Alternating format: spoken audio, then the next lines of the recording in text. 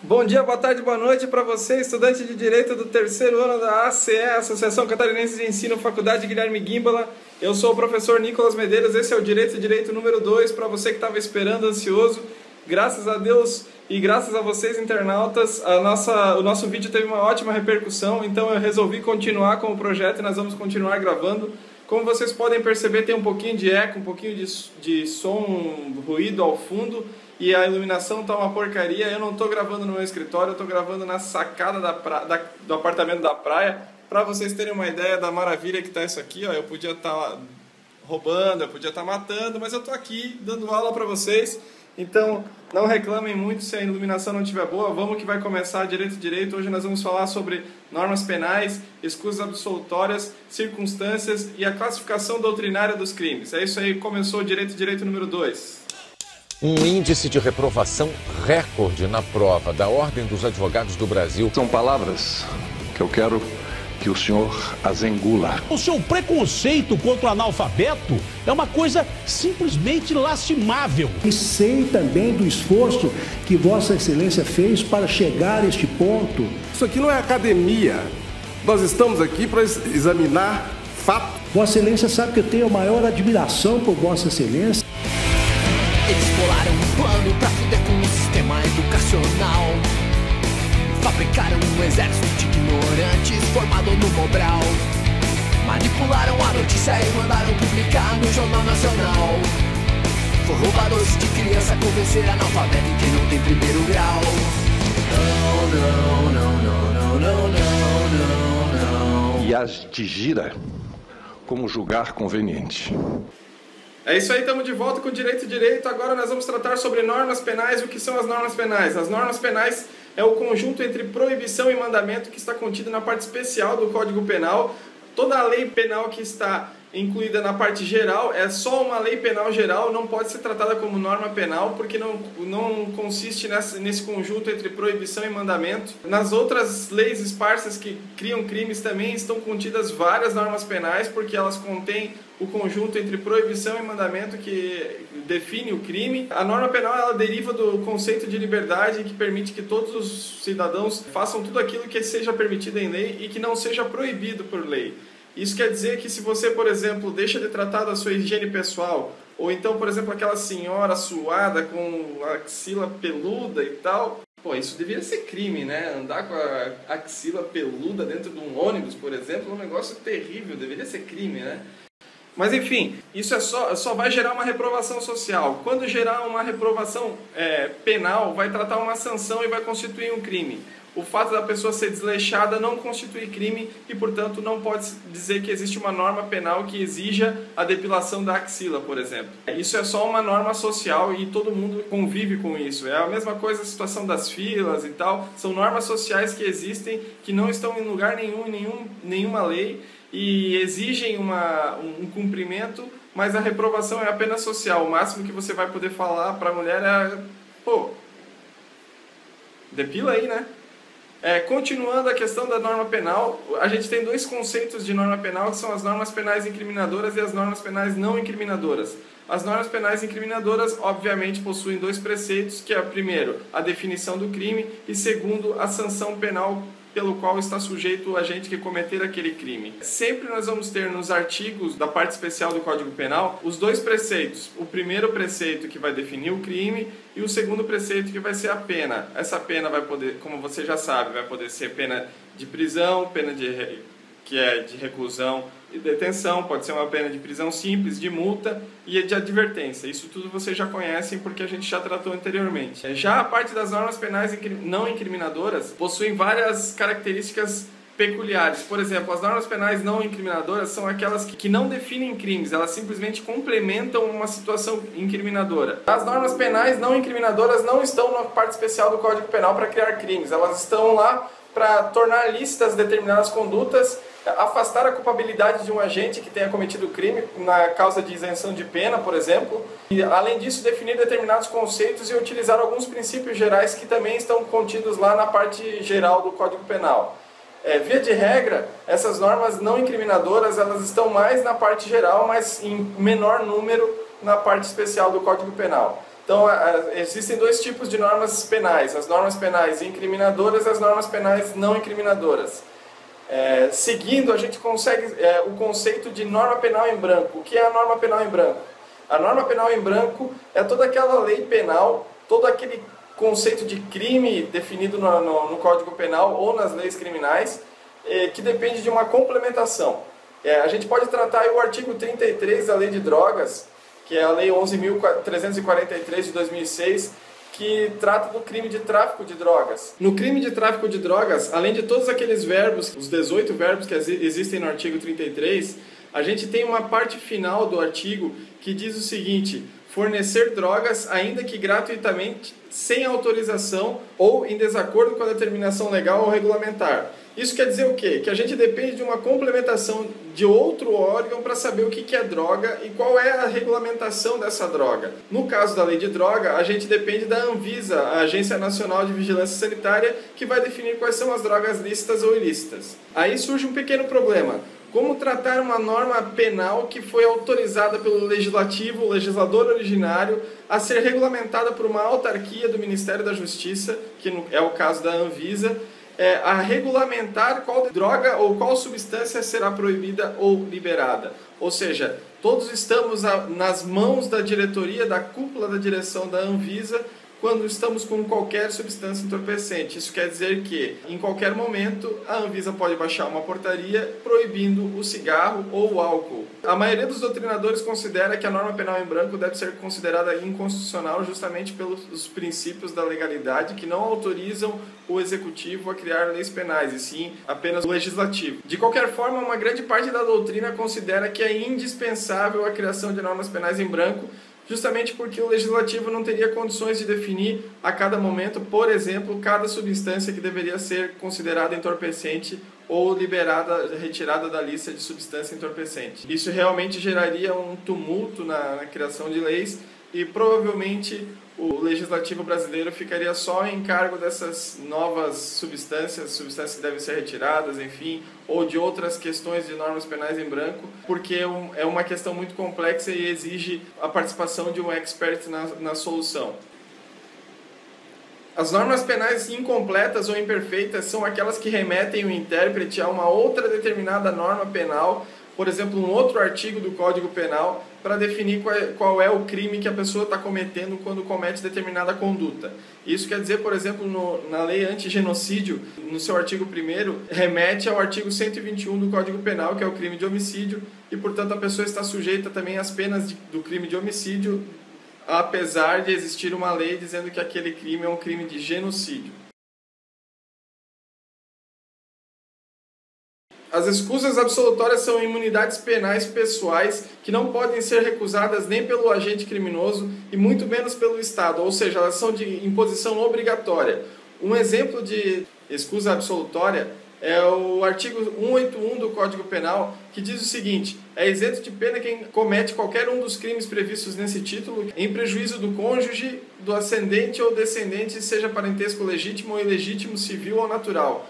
Ou seja, quem comete algum crime de patrimônio, no crime de furto, por exemplo, contra o pai ou contra o cônjuge, está isento de pena. Essa é uma escusa absolutória obrigatória, não pode ser recusada pelo agente e não pode ser recusada nem mesmo pelo Estado. Ou seja, quando isso acontecer, se for configurado parentesco, deve ser considerada a escusa absolutória e, portanto, a isenção de pena. O perdão judicial, diferentemente da escusa absolutória, possui uma discussão doutrinária relevante que a gente deve considerar. Alguma parte da doutrina considera que o perdão judicial é um direito subjetivo do agente, ou seja, é um direito da pessoa, independe do juiz, e a partir do momento em que a lei autorizar que o juiz conceda o perdão, deve ser concedido independentemente da opinião do juiz.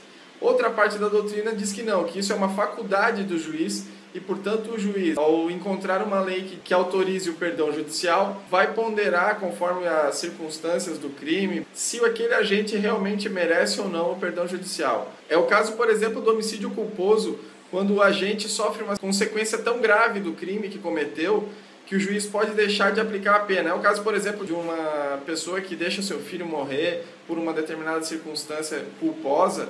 e, obviamente, a pessoa não queria a morte do seu próprio filho e vai sofrer com isso para o resto da vida. Nesse caso, o juiz pode deixar de aplicar a pena, é o que está disposto lá no parágrafo 5º do artigo 121 do Código Penal e, portanto, deve ser considerado como um perdão judicial. A ação penal a gente vai tratar aqui porque alguns artigos da parte especial do Código Penal dizem qual é o tipo de ação que deve ser procedida para se denunciar ou processar alguém que comete determinado crime. Via de regra, no artigo 100 do Código Penal, a gente tem lá que todos os crimes são processados mediante ação penal pública. A ação penal pública ela pode ser incondicionada, que é a grande maioria dos crimes, ou seja, como a iniciativa da ação penal é do Ministério Público, sempre que o Ministério Público tiver elementos suficientes para configurar uma denúncia, ele vai poder fazer de qualquer forma. Atendendo os preceitos do processo penal, o Ministério Público vai criar a denúncia daquele agente que cometeu um crime baseado no inquérito policial ou numa investigação feita por ele mesmo. Já a ação penal condicionada à representação do ofendido ou a requisição do ministro da Justiça depende de uma autorização para que o Ministério Público faça a denúncia, ou seja, o ofendido ou o ministro da Justiça vai declarar a sua vontade de que o Ministério Público proceda com a ação penal.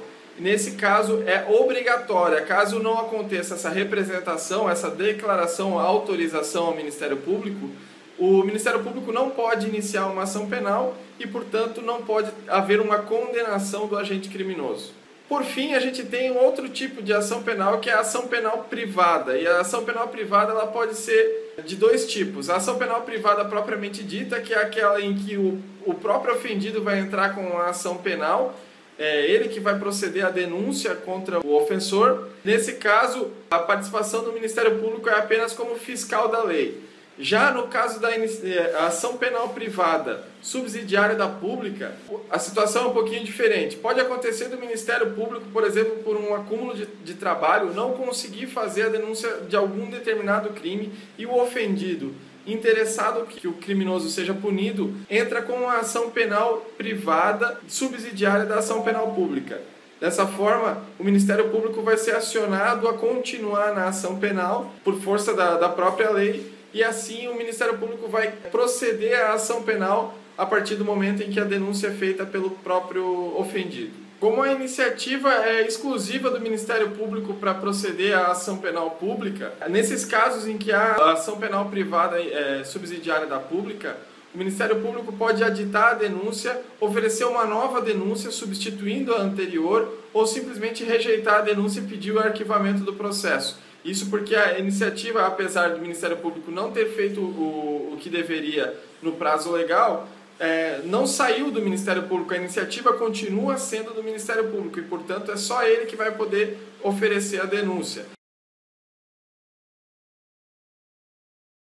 As majorantes e as minorantes, obviamente, não deixam a gente fugir do seu próprio conceito, ou seja, a majorante é aquilo que torna maior, ou majora, digamos assim, a pena do cidadão que cometeu um crime. E a minorante, por sua vez, é aquela que diminui a pena daquele que cometeu o crime. Ambos os casos estão previstos tanto na parte geral do Código Penal quanto na parte especial. Um exemplo de minorante que está na parte geral do Código Penal é o artigo 14, que explicita a tentativa. Está lá no artigo 14 que a pena de quem comete o crime de forma tentada é reduzida de 1/3 a 2/3 da pena que estiver combinada no seu artigo.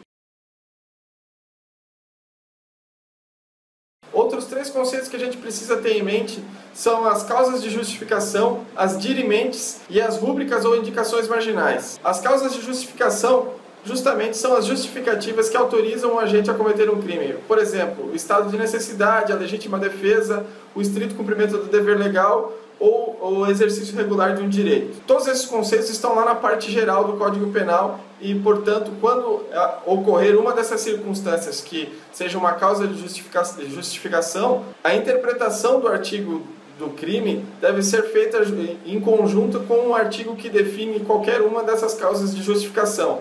Matar alguém, quando tiver presente a legítima defesa, a interpretação deve ser a seguinte: matar alguém em legítima defesa é causa de justificação e, por isso, o agente está isento de pena. As dirimentes são circunstâncias que eliminam a culpabilidade, como, por exemplo, a inimputabilidade do agente por uma doença mental ou por dependência de drogas, ou ainda o erro de proibição invencível. E por fim, as rúbricas ou notas marginais são aquelas partes do Código Penal que não possuem nenhum artigo. Por exemplo, o crime de homicídio contém uma nota escrita homicídio simples, que vem antes do artigo 121, que diz matar alguém. Isso é só uma rúbrica, é o nome do crime que o legislador escolheu para aquele artigo que vem logo em seguida. Ela serve justamente para identificar e facilitar a interpretação e a localização dos crimes dentro da parte especial do Código Penal.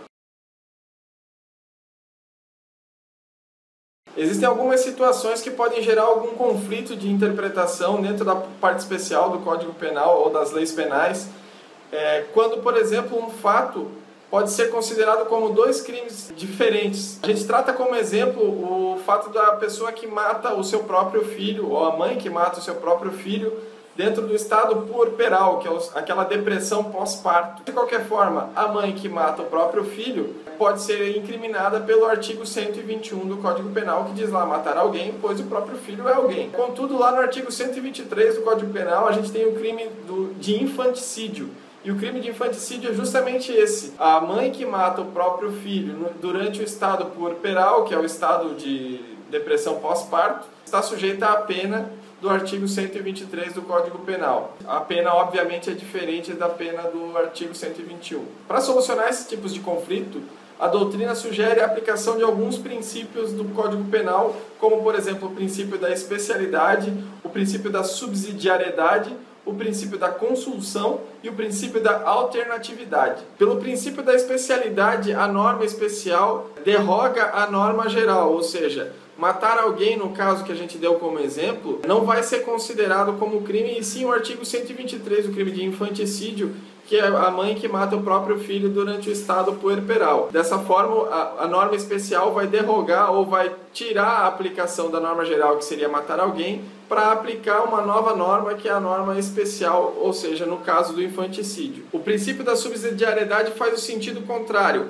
A norma geral estabelece que só vai ser aplicada aquela norma subsidiária se não houver um crime mais grave. Por exemplo, quando existe um crime de perigo, esse crime está bem explícito na norma penal, como por exemplo lá no artigo 132 do Código Penal. E no artigo 132 do Código Penal, se não houver nenhum dano maior, vai se aplicar a pena do crime de perigo à vida. Agora, se acontecer dano, ou seja, se houver alguém que perdeu a vida por causa do perigo oferecido, não vai mais se utilizar o crime de perigo, e sim o crime de homicídio. O princípio da consunção vai ser aquele que vai absorver determinadas circunstâncias de um outro tipo penal, de um outro crime, por exemplo, quando esse crime é um meio para atingir o crime mais perigoso. Por exemplo, no crime de latrocínio, quando a pessoa mata a vítima para fazer o roubo, ela está sujeita ao crime de latrocínio, e todos os outros crimes que foram considerados anteriormente, como por exemplo o crime de porte ilegal de arma, ou então o crime de disparo de arma de fogo,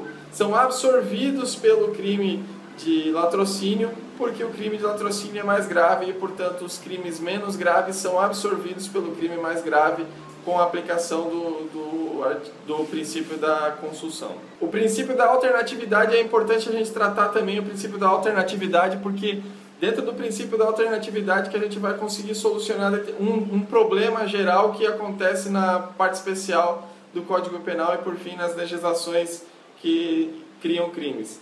Um exemplo clássico da aplicação do princípio da alternatividade é com relação ao crime do tráfico de drogas, do artigo 33, também lá da Lei 11.343 de 2006, que diz que importar, exportar, ter consigo, ter em depósito, vender, oferecer droga é crime de tráfico de drogas. O agente não precisa cometer todas as condutas definidas naquele artigo que definiu o crime para cometer o crime. Ele pode cometer várias daquelas condutas, ele pode cometer vários crimes, entretanto ele só está sujeito a uma pena. Se ele importar drogas e depois colocar à venda essa droga, ele não vai cometer o crime de tráfico de drogas duas vezes, ele vai cometer o crime de tráfico de drogas apenas uma vez, pela aplicação do princípio da alternatividade. Além disso, se ele importar ou se ele expor à venda, por exemplo, independentemente de qual das condutas ele estiver cometendo, ele vai cometer o crime de tráfico de drogas.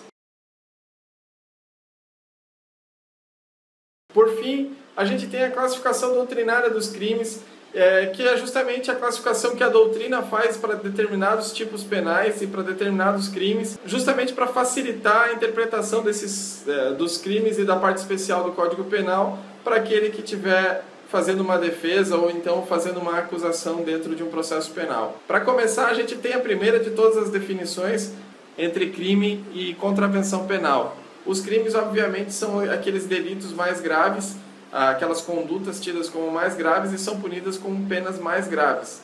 Já as contravenções penais protegem bens jurídicos que não são tão importantes ou tão relevantes assim para a sociedade e, portanto, tem as penas muito mais leves do que as penas presentes nos crimes. Essa definição está contida lá na Lei de Introdução do Código Penal, que define que as infrações penais mais graves são tidas como os crimes e as infrações penais mais leves são tidas como contravenções penais. Para isso existe uma lei inteira tratando de todas as contravenções penais definidas na lei, é a Lei de Contravenções Penais. A classificação doutrinária ela faz muita referência à parte geral do Código Penal e, portanto, a gente vai acabar trazendo vários conceitos, recuperando vários conceitos que já foram tratados lá na parte geral. E se você achar que isso está meio repetitivo, não tenha dúvidas, porque está meio repetitivo mesmo. É a parte geral que a gente vai tentar repetir aqui, porque a classificação doutrinária exige isso. A primeira classificação doutrinária que a gente vai tratar aqui são os crimes comissivos e omissivos.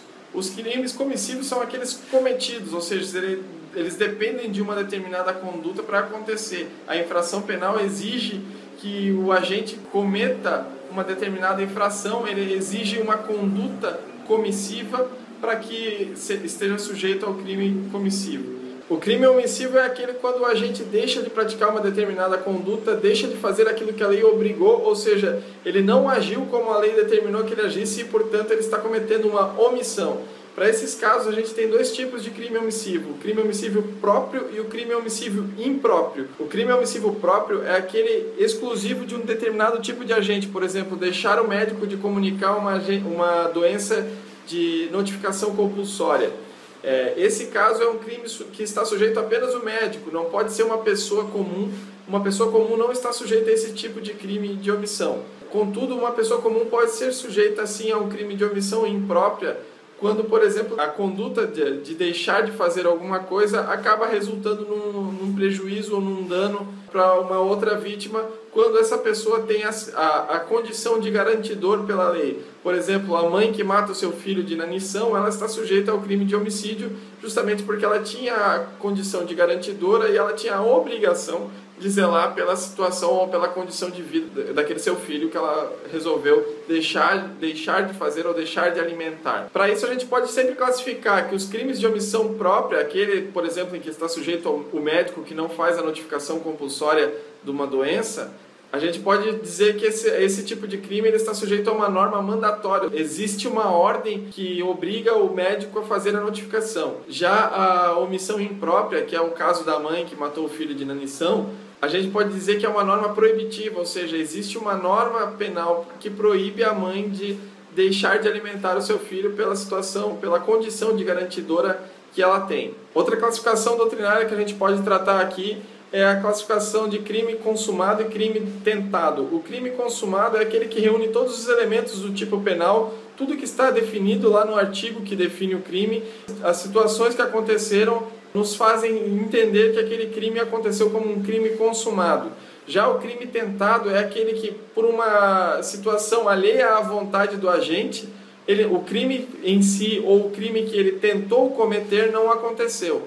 Essa definição está prevista lá no artigo 14 do Código Penal, que tem a seguinte redação. Artigo 14. Diz-se o crime consumado quando nele se reúnem todos os elementos de sua definição legal, e tentado quando, iniciada a execução, não se consuma por circunstâncias alheias à vontade do agente. Quando estão presentes os elementos do crime, da definição legal, é um crime consumado. Quando não estão presentes esses elementos e por uma questão alheia à vontade daquele que resolveu cometer o crime não se consuma, ou não aparecem todos os elementos da definição legal, o crime é tentado e por isso no crime tentado existe a redução de 1/3 a 2/3 da pena cominada. Mais uma definição são os crimes dolosos e os crimes culposos, ou chamados crimes de imprudência, Os crimes culposos a gente pode definir quando aqueles elementos de negligência, imperícia ou imprudência estão presentes na configuração do tipo legal, e só pode ser considerado um crime culposo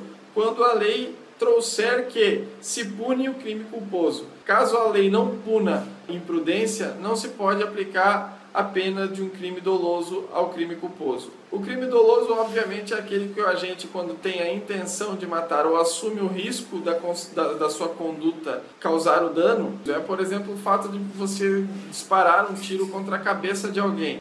Você pode causar a morte dessa pessoa e, obviamente, se você está disparando contra a cabeça de alguém, esse crime é um crime de homicídio doloso. Se você disparar acidentalmente um tiro contra a cabeça de alguém, porque, por exemplo, a arma caiu no chão quando você estava manuseando, você não pode ser responsabilizado pelo crime de homicídio, porque matar alguém exige uma conduta dolosa e você, obviamente, fez aquilo sem querer. Contudo, existe a figura do homicídio culposo, porque a lei traz essa figura expressamente no artigo 121 e, portanto, você estaria sujeito à pena do homicídio culposo por ter atingido a cabeça de alguém com um disparo de arma de fogo. Para finalizar, temos outras 3 classificações doutrinárias de crimes, e nesse caso a gente vai tratar o crime material, o crime formal e o crime de mera conduta. O crime material é aquele que exige um resultado natural para que aconteça. Por exemplo, o crime de homicídio é um crime material porque, se consumado, exige a morte da vítima para sua caracterização. E aí a gente pode tratar ele como um crime material. Já o crime formal é aquele que não exige um resultado natural. Isso quer dizer que não precisa que o agente consiga obter qualquer resultado para se caracterizar um crime formal. O crime formal, por exemplo, é o crime de extorsão mediante sequestro, em que o agente não precisa obter o resultado do dinheiro e simplesmente ele ter privado a vítima da sua liberdade para exigir o dinheiro do resgate.